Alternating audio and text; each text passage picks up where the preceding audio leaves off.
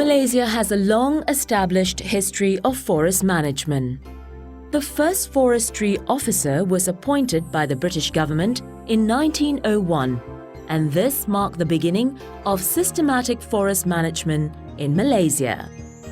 Since then, her system of forest management for perpetuity has evolved and been realigned to the principles of sustainable growth for an emerging economy like Malaysia. Malaysian government has established the National Forest Council, which serves as a forum for the state government and federal government to discuss and resolve those common problems and issues relating to forestry practice, administration and management, where this council determines the annual cool for each state forest production.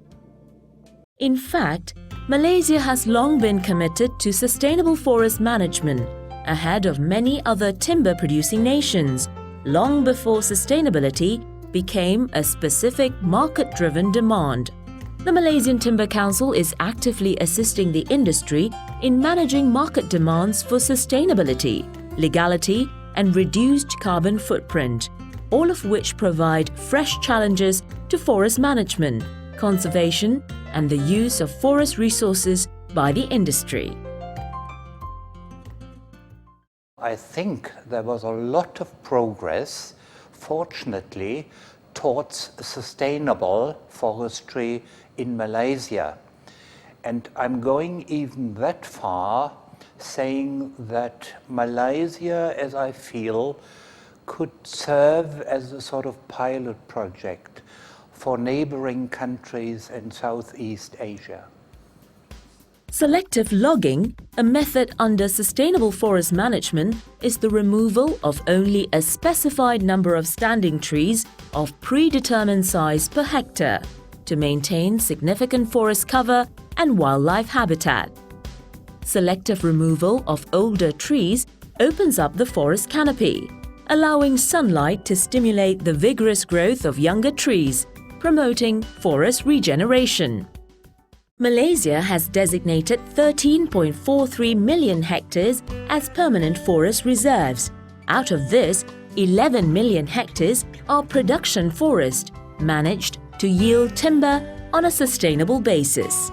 Furthermore, national parks and wildlife sanctuaries have been increased from 1.5 million hectares in 1990 to 1.53 million hectares to date. These are the reasons why, despite its developing status, Malaysia still has almost 60% of its land area under natural forest cover. I think needed to say that the Malaysian government is very serious and put a lot of effort to ensure that timber harvesting is legal. For instance, all law and regulation pertaining to timber harvesting are clear with regard to the varied licensing procedure. So, in order to extract or to fell a single tree from any area, be it permanent forest estate, state land or private land, the license must be obtained from the State Forestry Department before any action can take place. Timber certification is the process of tracking timber from the forest to a mill for further processing. The forest management practices and timber tracking process or chain of custody must be audited by a third party to ensure independent verification and transparency. Certified timber and timber products provide consumers with the assurance that the timber used originated from well-managed forests that have complied with good forest management practices as required by the Forest Management Standard. Malaysia is one of the first tropical timber-producing countries to establish its own timber certification scheme, operated by the Malaysian Timber Certification Council, which was established in 1999. The Malaysian Timber Certification Scheme, or MTCS, has now been accepted by many parties in a number of key markets for Malaysian timber products, which include the UK, the city of Hamburg, Denmark, France, Japan, and the Netherlands in their public procurement policies. As at March 2009, more than 100 timber companies have been awarded the MTCS certificate for chain of custody. Although requirements for timber certification are stringent, manufacturers have been encouraged by market demands to take to the new rulings. And what the certification is regarding, I think the criteria you have are on a very high level. Malaysia is also actively engaged in talks with the EU on the licensing of legal timber under the EU's Forest Law Enforcement, Governance and Trade Action Plan.